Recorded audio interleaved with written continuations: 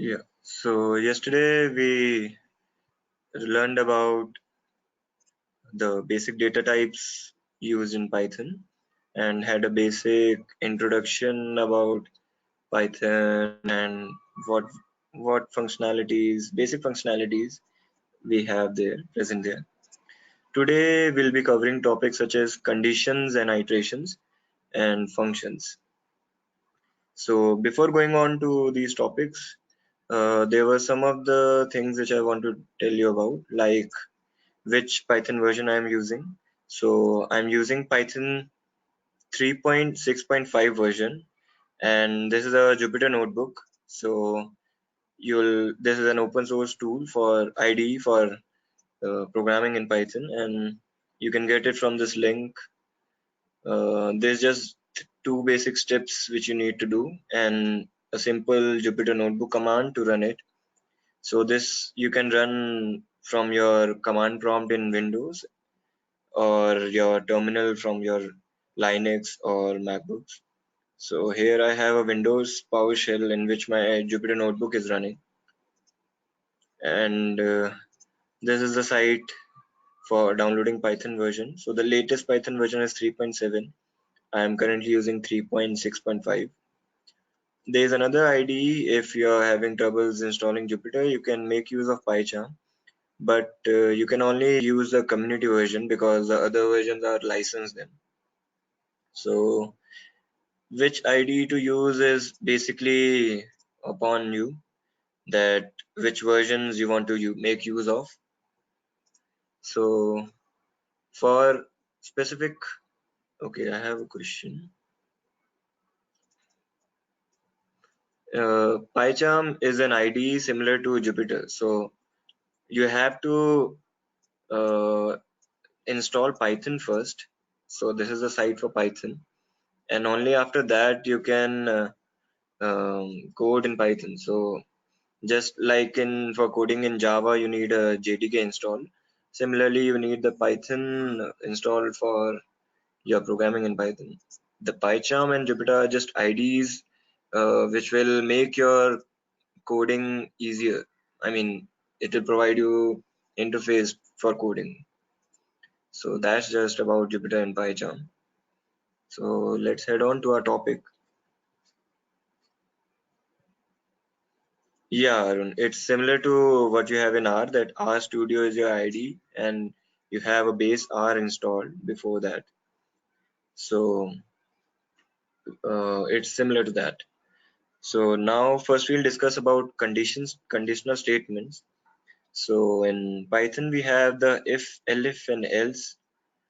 What do we mean by that is, if I have a value, suppose I have here a defined as true, and then I can have a condition like I want to perform actions based upon what the value of certain variable is. So here I have a defined as true. So in the conditions, if a is equals to true, then it would print, or it would do certain action. So here I am doing an action. I'm just printing a string here. Otherwise, if the value is not the one which I want, then I can have another action performed accordingly. So here, since the value is true here, that's why it went to the if clause, and this branch of the conditional statement was executed. If the condition is not satisfied, then it will go to the else branch and it will just perform the action defined in the else branch. Now we have the elif also, so you can have more than one conditions, right?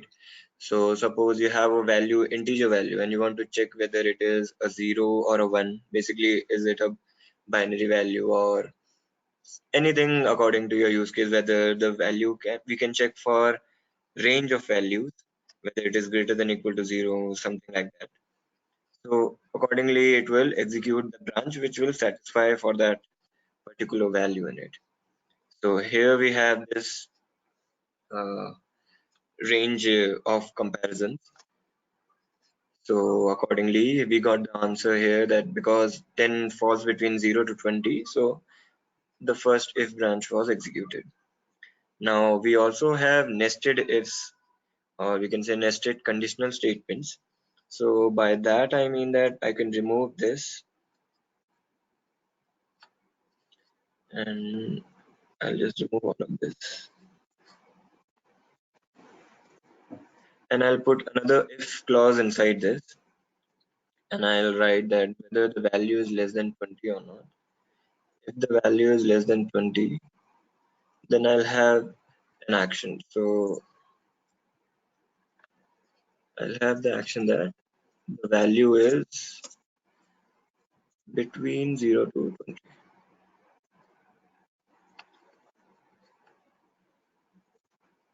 And I can have another else here, and I can print another action saying that the value is greater than 20.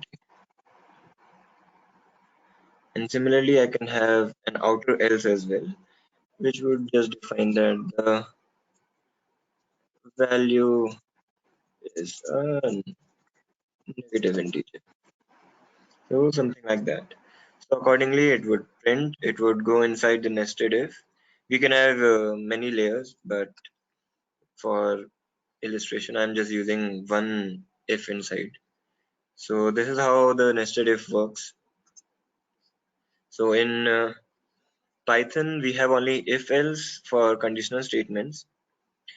And if some of you have a background of C or Java, then you might have used another conditional statement called as the switch case.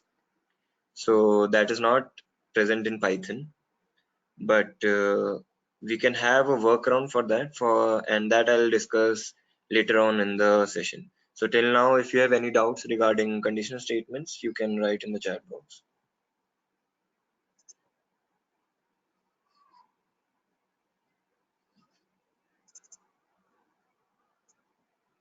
Okay, then I'll just carry on to the next topic. So the next topic is iterations. So in Python, two types of iterations are supported. One is the for loop and the second is your while loops. So there are reasons for which we have these types of looping. So for instance, I have a list as we had discussed yesterday. I have certain list of elements. Now, if I want to access each element of that list, then I need something to iterate through it, right? I need a looping mechanism. So for loop is one such mechanism through which we can do, and it would just access each element of the list, and then we can perform any action. So for here, we are just printing the value present in the list, and we got all the elements accessed here. We can even print a change in those uh, actions and have a different action as well. So this is about for loop. Now suppose we have a dictionary. So I have a dictionary which holds some values like this.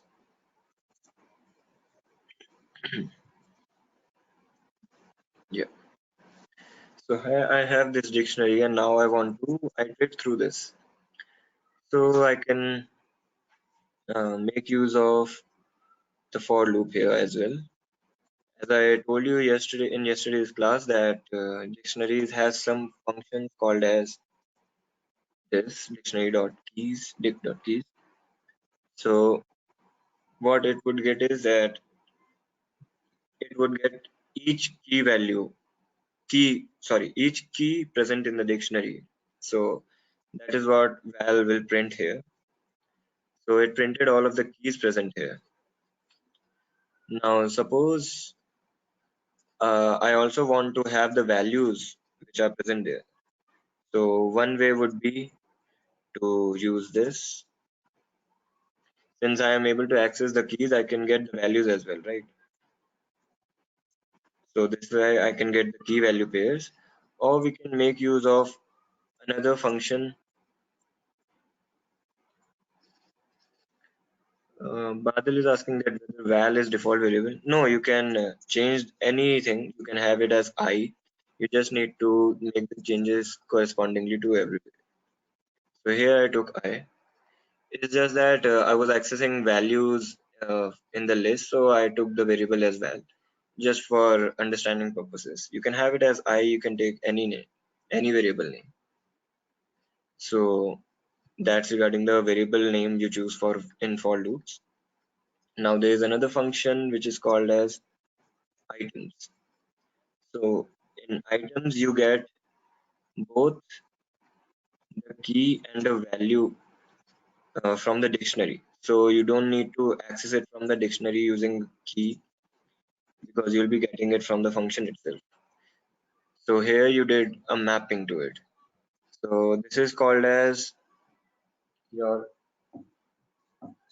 uh, suppose I have this as the value. So this is the mapping which I did. So if I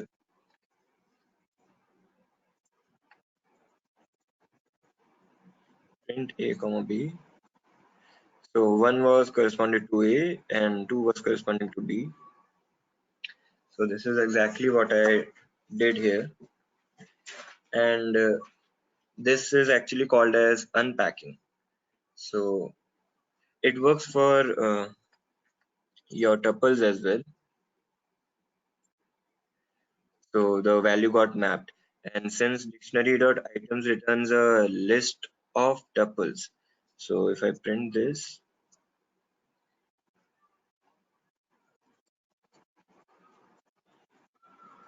so see, you can see that it is a list of tuples here, and so each tuple was unpacked here, and then I was able to access the elements.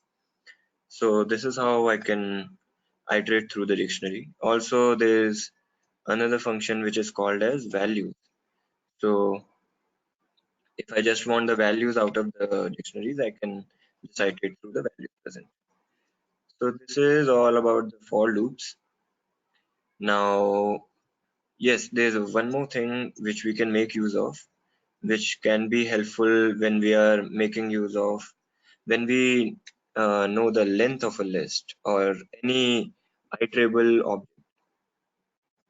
So suppose we have something like list one and we want to iterate through it. So while printing this, we only got the indices present in the list. Now, if you want to access the values of the list, I can make use of the indice which I'm accessing through the range function, and then I can have the access to the values as well. So this is helpful while when I know or I have access to the length of the list, and for loops are really great while doing that.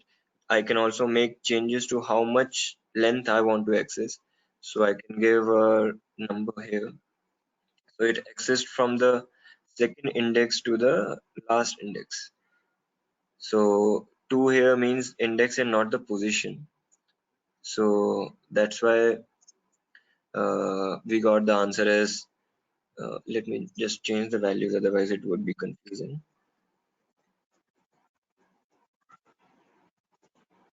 Yeah.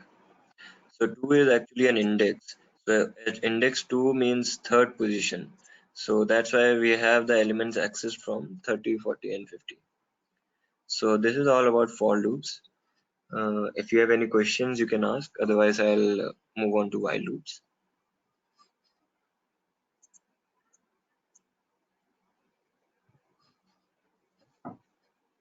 Okay, so let's move on to while loops then. In while loops, you can make use of conditions, and then you can iterate through them. So what do I mean? That is, this is a simple example for that. So suppose I have a variable a which has a value 10. So I want to do something for 10 iterations. So if you want to use a for loop, you can even use a for loop for that. You can just write for I in range 10, and then you can do whatever you want to. You can print I, you can perform any actions, and it would just perform it for 10 times. Even in while loop, the use of while loop is that it is useful when you don't know the length of an iterable, or you have certain conditions which needs to be fulfilled, and only then the looping should end. So in that cases, while loop is beneficial. So here I have a condition that until a is greater than 0, you must do some actions. And here I am actually decreasing the value of a. This is very important because, and this is a shorthand notation. It actually means a is equals to a minus 1. So this is important because if I don't give this value, it would fall into infinite loop. It would keep on looping amongst itself. So this is the condition. So when I execute it, it would print, it would do the action, it would reduce the value of a, then it would check the condition, whether the condition is fulfilled or not. It would again go inside the while loop body, it would execute it again, then it would check the condition, and finally when the value was equal to 0, it checked the condition and it wasn't satisfied, so it went out of the loop, and here we have the result. So that's why here a decreased value is important, but we can work around that as well in conditions where we are not able to have uh, increments or decrements kind of things. So this is about looping. And yes, there's another kind of loop which is called as do while loop, but that is not present in Python. In do while loop, for others they might be knowing that it is similar to while, it's only that we have execution body written first and then the while condition is executed. So here you can see that the while condition was executed first and only then it went into the execution body. So suppose if I had given this as 0, it would have never executed it. But in do while loop, it will execute at least one and then move on to the execution and then move on to the condition. So this is how, but that is not supported in Python. So that is just for your understanding purpose. So any questions still here, then we can otherwise move on to the next topic.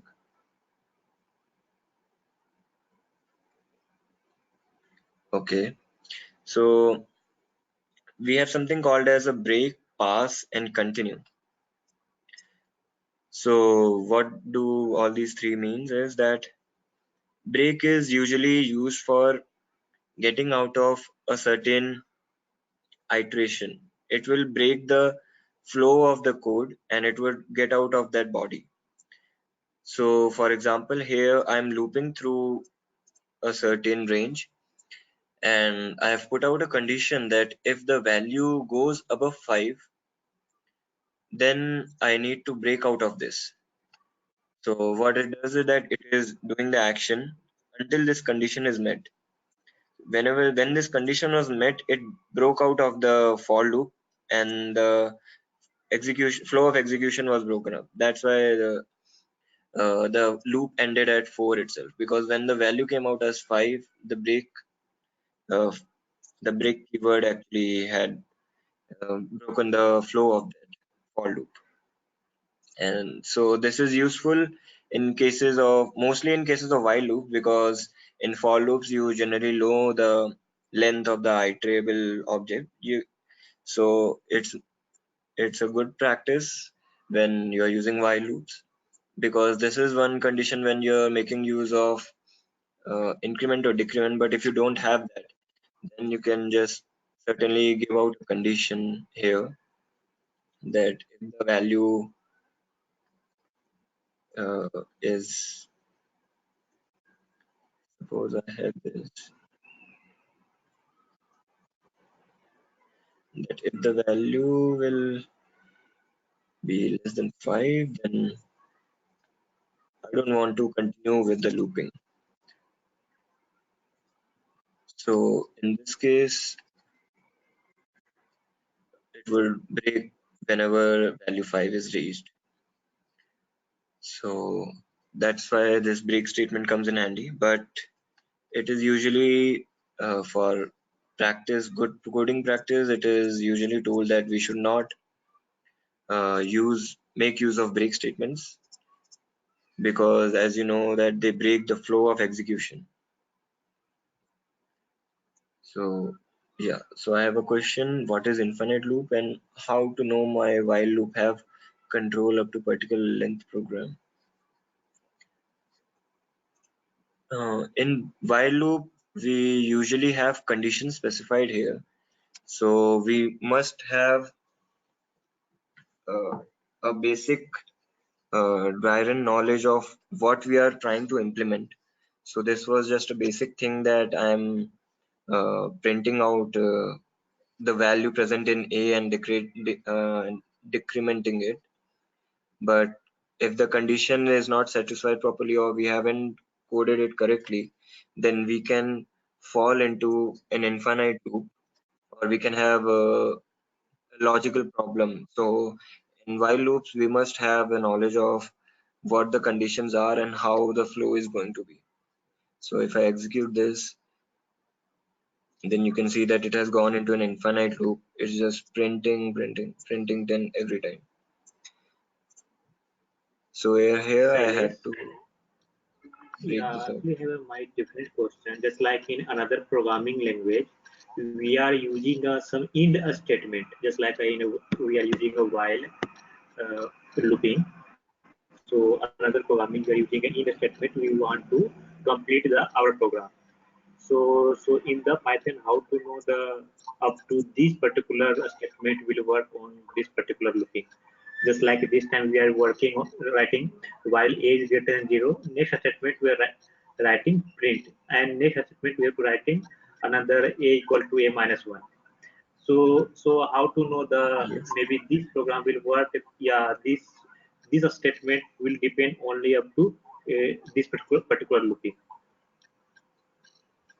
Okay. So that, as I told you, will depend upon how your flow of your code is going to be.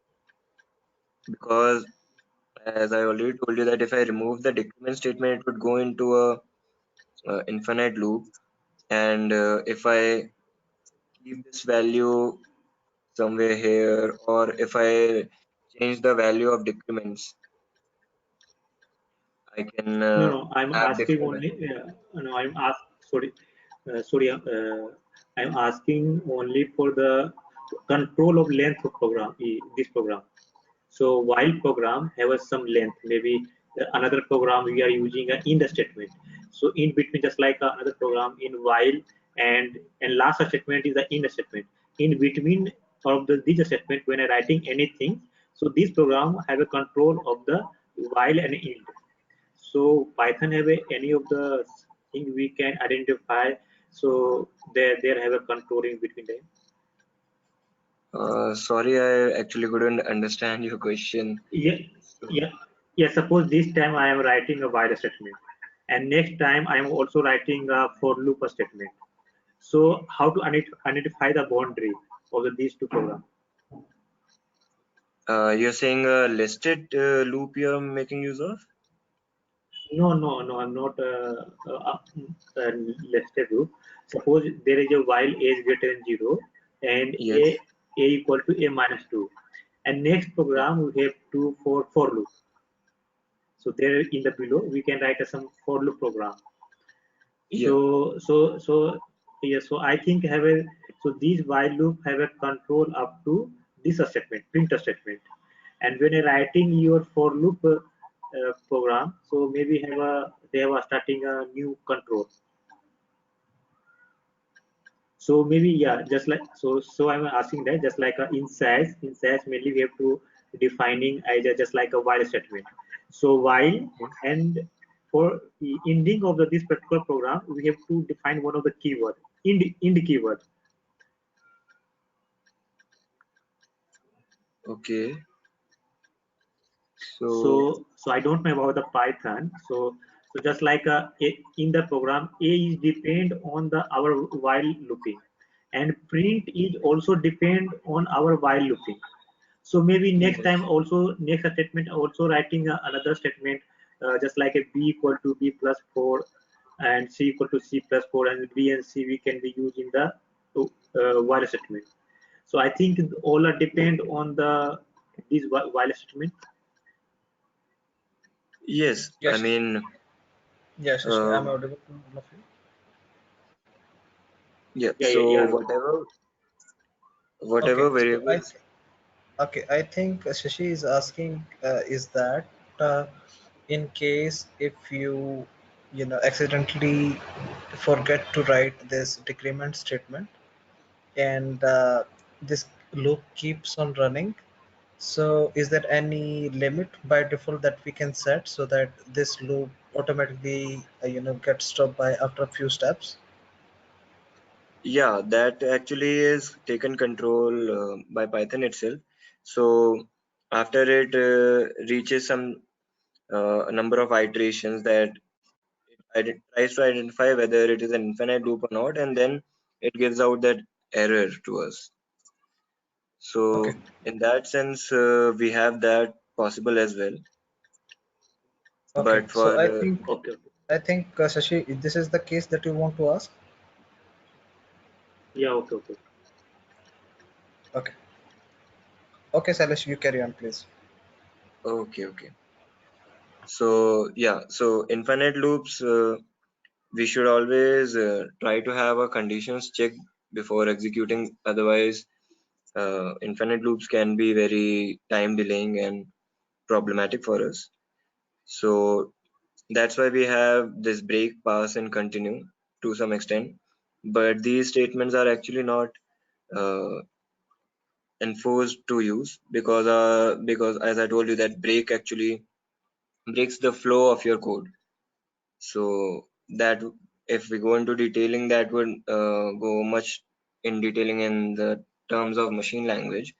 So I don't want to go into that detail. But for normal use, you can just understand that since it breaks the flow of code, then that is not actually suggested a lot to be used in programming languages. Similarly, we have a pass statement. So pass is basically used when we don't have anything to perform there. So for example, we have a conditional statement present inside this loop, and we have an if and an else. So we can write a pass in the inside the if we don't want to perform any action inside the if block, or we can write the same inside the else. And what it would do is it would execute this branch, but nothing would happen. So it's basically you since inside a block, Python does not allow empty blocks. So to avoid the errors of empty blocks, you can make use of pass. But this is also not much enforced into Python, because if you have many passes, then that means you are making redundant blocks in your code which are not usable. So this can be changed if we change the logic, or we make use of something else. So suppose we can do this,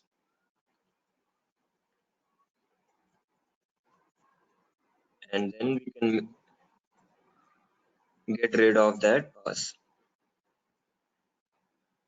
So here we got all our values printed, and we got rid of the pass as well. But it's just handy to know about what the pass keyword actually does. Similarly, we have a continue keyword. What it does is that it returns to your flow, to the starting of your flow. So whenever this keyword is encountered in a looping, so a looping mechanism is like it would go inside the block, it would execute the first block. Here we have a if statement. So what it does is, suppose I'm having another action present here, which is my print statement. Yeah. So now it would execute this. It would go inside the if the condition is fulfilled, and then this continue is encountered. So it would not let the flow of execution to go beyond this. Rather, it would return back to this flow of execution of the for loop. So in case of for loop, it will return here, and in case of while loop, it will return to the condition back here. So I'll just show you what it actually does.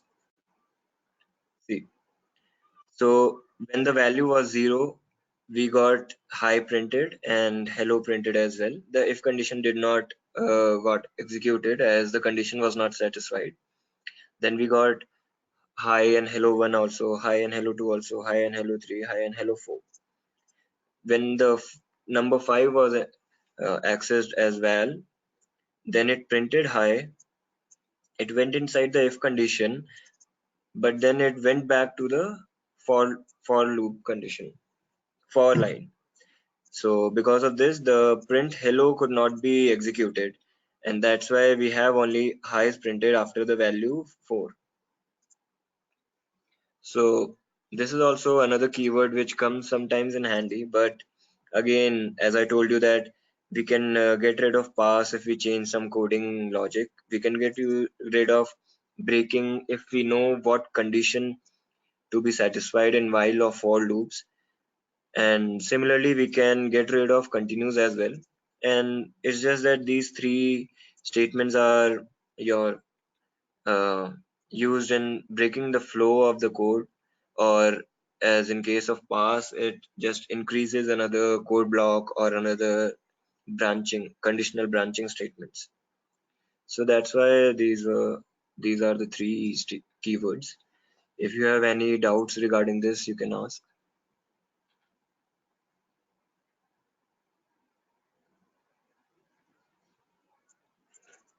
Okay, so let's head on to the next topic then. So the next topic is functions.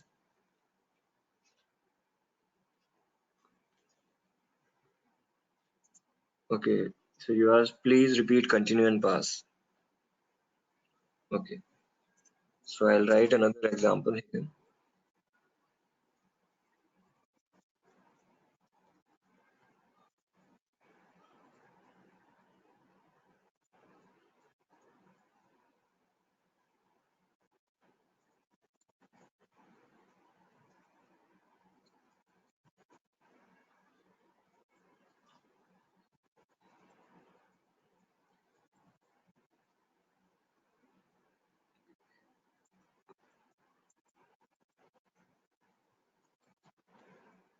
Yeah. So here I have an example of pass. So when I execute this block, you can see that nothing was actually done here. So what pass actually does it avoids writing. You can avoid writing empty code blocks using this. So the if condition was satisfied because of the value of a, but in case you did not want it to execute this code, I mean conditional branch, or you wanted to check for other branches but nothing to be done here, then you can make use of pass. Because if you remove this pass and have an empty block, then what you get is an error of an unexpected indent block.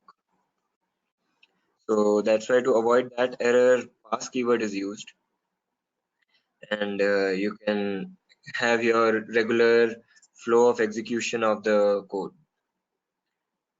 And that's why, but as I told you that you can change your logic and you would never have to encounter your pass statement or write redundant blocks. So here you can change the logic and have no use of pass as well.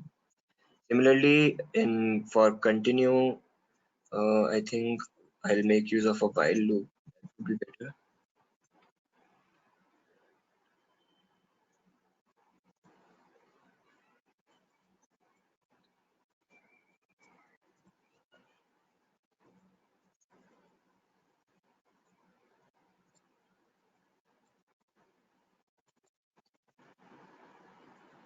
Yeah.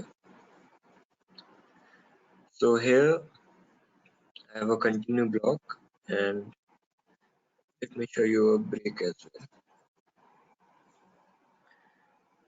Mm, let's add a print.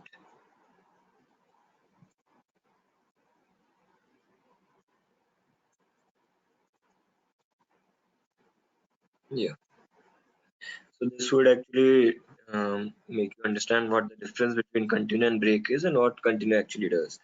So here, as I told you, whenever continue is encountered, it would take back the flow to the starting of the loop, but it will not make any changes to the values. It's just that the value of a and this all were executed, but the flow, instead of going to print, I mean the line by line execution of code occurs. So instead of executing this block, continue just means that this is, for layman terms, you can understand that whenever continue will be encountered, it would mean that this is the end of the block for this loop. So now again start the next iteration. So that's why here the a value was reduced, the high was printed, and hello was printed. Then a value was reduced again to 6, again hello was printed, but then the a value was reduced to 4. So when the value was 4, the if condition was satisfied, and that's why continue got executed. So it made the flow of execution back towards the while statement. And then again, the value of a was reduced, then condition was satisfied, and continue happened. So that's why in the last 3 iterations, print statement for hello and the value of a could not occur. But in case of break, what it does, it breaks the flow of the loop itself.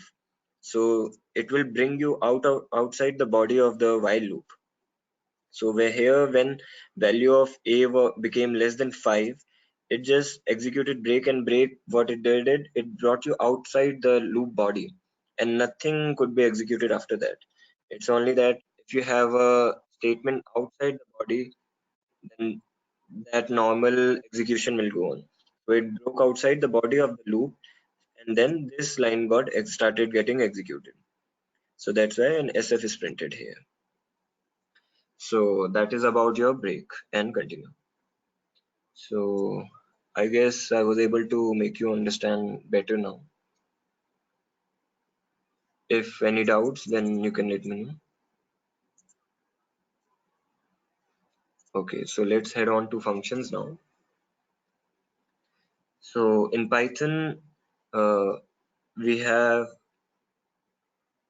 functions written in the form with starting with a def keyword, which is used to define a function. Then we have a function name, and then we have parentheses. So inside the parentheses, we can give parameters. So we can give arguments here, and these are actually the values which will be passed to the function for processing it. And then we can do the processing whatever is defined inside the function. So what are the use of function is that you can reuse a certain code block every time, instead of writing it every time. So you just write a function, you define the functionality what is to be performed, and then you can make use of it by just calling the function. So what do you mean by calling the function is that you write the name of the function and pass the value according to the definition of the functions, and then you can have your processing done in it. So for instance, I'll just write a basic function first without any value.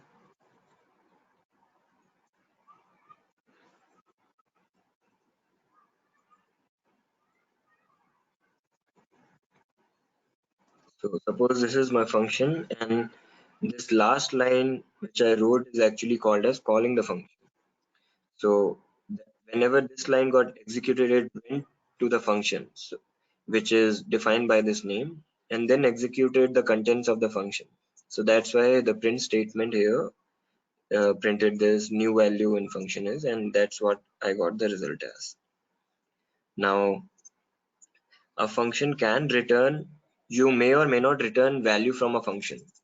So that depends solely on the basis of what functionalities you want to implement using your function. So here my function is not returning any values. Since I've written only return, and you can see there is nothing which I'm returning here. My function is not returning anything. So if I do a print, then you can see none is printed because my function is not returning anything. I can even remove this return statement and do the same. Then writing a normal return statement is the same as not writing anything as return. But if I write something, some value or anything, then that value would be returned by the function. And while calling the function, I can even assign a variable to hold that value. So here a got the value 2, which was returned by the function, and that's what I printed here. So you can also have multiple values returned by the function, and it will be returned as a tuple. So as you can see, the parentheses are used. That means that it's a tuple.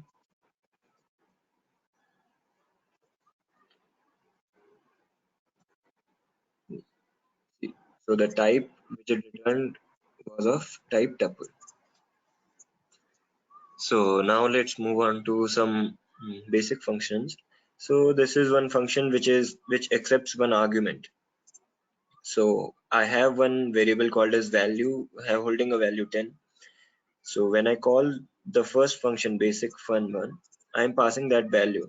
So this value will be passed on to the val argument here. So val will hold that value, and then I can do the computation and have the result as I want. So here I am not returning any value, but in the second example, you can see that I am returning the new value of val here. So this is one of the examples where uh, I'm performing the same actions, but if I want the new updated value, I'm updating it by returning the value back. So this type of call is actually called as call by value, because in the first instance, as you can see, when I had passed the value to the function, here the changes were made and the new computation was printed. As you can see, 20 was printed. As you can see, 20 was printed, but when I had printed the value variable which was present outside the function body, then only 10 was there. So this value was not changed, but only inside the function body the computation value was changed. But if I wanted to get the new value, I had to return it, and that's why it got saved here, and then I got the new value here. So this is your normal function which is called as call by value, because a copy of this value was sent here and not the you can say the address or the pointer to that address. That's why the original value did not get changed. But in cases like in list, you have a call by reference which we call. So here what we got is we had a list called as list1, and we passed the old list. Then we ran the function, called the function, passing the list, and then we finally printed the new list. So here, as you can see that I had passed the old list here, and inside the list, a new element was appended here, and then the function had ended. So I had printed the list before calling the function and the list after calling the function. So you can see the changes to the values were made here. So this is called as call by reference, because the reference to the list or the memory of that list object was passed here. And that's why the changes which were made directly to the original list or the original object. So now you don't have any object or variable which is holding the list consisting of these elements. This is the new object which you have. But if you don't want call by reference and you want to have a call by value, then what you need to do is you need to send a copy of that list.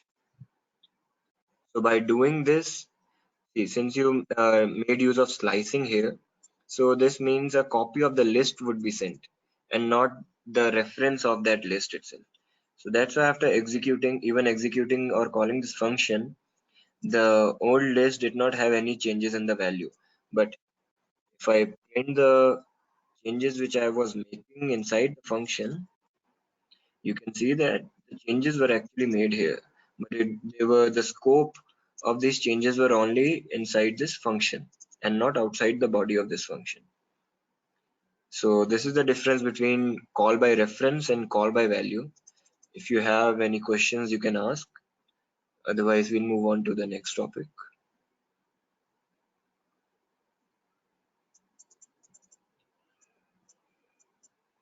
Okay. So yeah. So if you remember, while we were discussing about conditions and iterations, I had mentioned about switch case. So what that actually means is that I'll just do a quick search for those who actually don't have.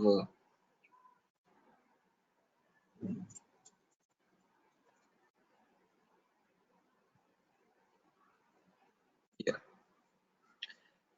So this is what a switch case usually looks like. You have a variable C and you have that switch function. So according to the value of C, it can be anything out of these A, E, and accordingly you can execute whatever uh, functionality you want to pertaining to that value present in the variable. So you can either do that in Python using if else, uh, long if else, or that can be really heavily, I mean that can be a lengthy process.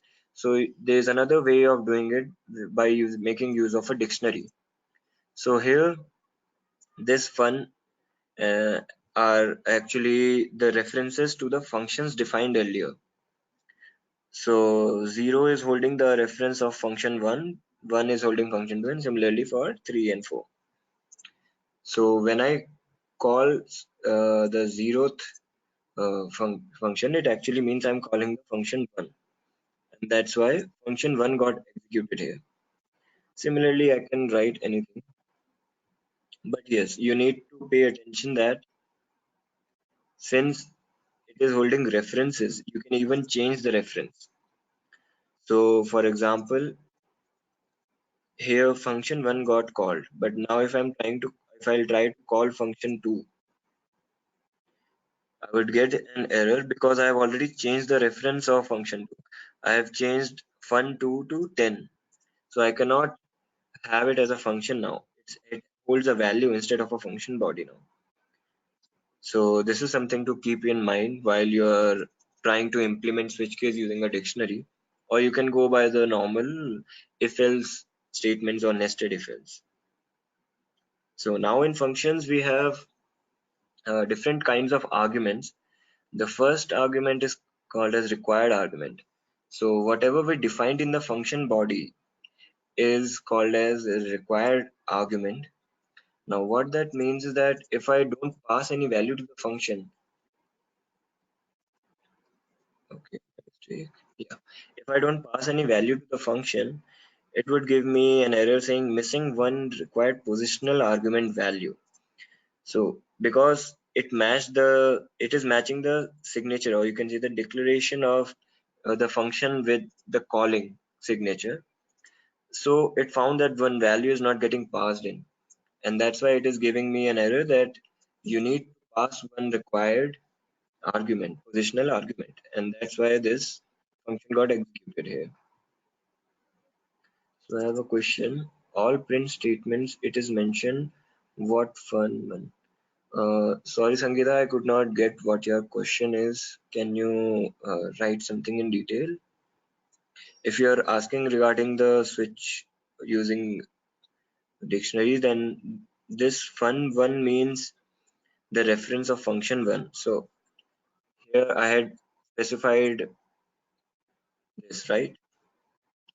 So what it does is switch 0 will give me fun one, and then I have the parenthesis. So that means I'm just making a call to the function. Okay, if you're asking about these print statements, then I'm sorry about those. So this is what it is. So whatever reference you take, accordingly that function will get executed. Sorry for the redundant print statements, if this is what your doubt was. Okay, so heading on to the keyword arguments now. If you might have been cleared by the required argument now. Now what do you mean by keyword arguments is that if we have more number of arguments, we might not have a function which needs only one or two arguments. We might have many arguments. So in that case, we must remember the name of those arguments and we can pass the values accordingly. So even by order, value comes first and new comes afterwards. But since here I made use of the same keyword which was present during the definition of the function, so the order did not matter because it was easily able to map it by the definition of the function. So when I called the function, it was able to map the value of new to new and the value of value variable to value. So yeah, instead of this, we can also have something like this, and I can just pass it. So I'll get, okay, I'll pass a better value. Yeah. So this is very useful when you have many number of arguments and you don't want a function to be taking care of the order of the arguments. So this is why we make use of keyword arguments. Next, we have the default arguments. So suppose you have a function where you want to pass one value, but you don't want to have the second argument to be you can say a required argument. So what you do is you give it a default value. So here I have given a default value as 9 to new. So by that what I mean is even if second value is not specified while calling the function, it would take the default value which I gave it during defining the function, and the function would get executed instead of giving an error to me while I was trying to access it. So this default arguments actually solves that error problem here. And if we execute this, then you can see that I made use of the uh, normal single valued argument as well. I made use of the keyword argument here as well. And then I did a normal call as well. So all the three got executed without any errors popping up. And finally, we have the variable length arguments. So in certain cases, they might be that you have very huge number of parameters, or maybe you don't know the number of parameters which can be passed on to your function. So there might be cases when you want to pass one fixed value, but the other value can be single value, it can be a list of values, or it can be no value, it can be nothing. So in these cases, a variable length argument is very useful here. And a variable length parameter is always a tuple. So this is defined with an asterisk at the starting and the name of the variable length parameter which you want to keep, and then you can call the function accordingly. Yeah, for good coding practice, it is always told that the variable length argument should be as the last parameter or the last argument of the function, because if you keep it in the starting, then the fixed parameters or the default parameters might not be accessed. So in default, even then the default value would be taken for the parameter, but for the fixed or the keyword arguments, then that would give you an error. So for example, here I have, okay, first I'll complete this. So here I passed on 1. So 1 was received by the argument val1 and it printed the value. And when it tried to print the variable length parameter, it got nothing. It got an empty tuple because nothing was passed while calling the function. But when I call the function using more number of parameters, then the first value was taken as 1 and the next two values 2 and 3 were taken as a tuple. And then I made use of a simple for loop to access those values of the tuple. We can make use of any functionalities which we want to. So now let's head on to the problem which I was talking about. So suppose you have defined your variable length parameter in the starting and the fixed one afterward.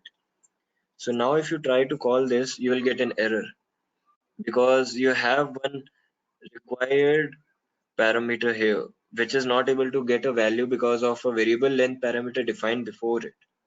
So that's why this function call gave you an error. But if you call it like this, then you won't get any error because your val1 will be mapped because of your keyword arguments present, and your variable length parameter will not get any value. And you can make use of this by more number of values as well. But as I told you, for better coding practices, the variable length parameter should always be mentioned at the last of the function definition so that you don't have problems like these in the first example as I had mentioned. So apart from this, we have something called as lambda functions. So if you want to create anonymous functions, you don't want to name a function or you want to create single line functions, then in that case you can make use of lambdas. So it can take any number of arguments as you want. So for example, I have taken 2 arguments but it will return only a single value. So you can return here only the multiplication of those values, or you could return only the addition of it, or I think you can even return the list related to it. But so by returning only single value, I meant that only one object would be returned.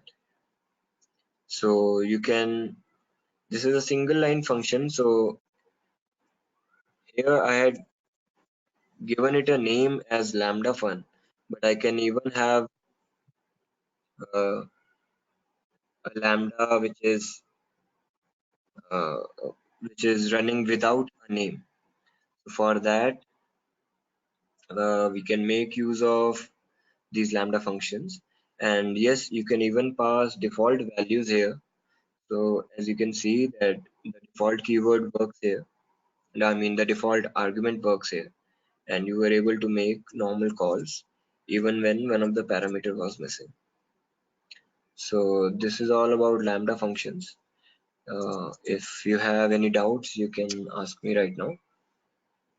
Otherwise, we can end this session.